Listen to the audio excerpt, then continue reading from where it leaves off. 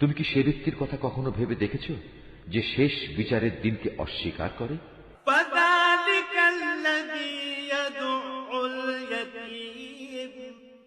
এ তো হচ্ছে সে ব্যক্তি যে নিরীহ এতিমকে গলা ধাক্কা দেয়।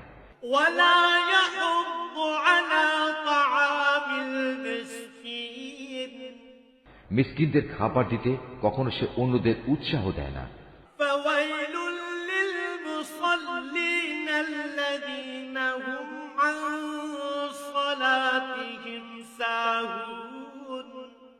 মর্মান্তিক দুর্ভোগ রয়েছে সেসব মুনাফেক নামাজির জন্য যারা নিজেদের নামাজে উদাসীন থাকে।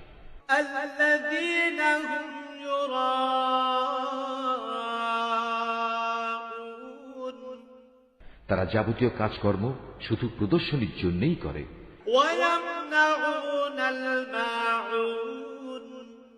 এবং ছোটখাটো জিনিস পর্যন্ত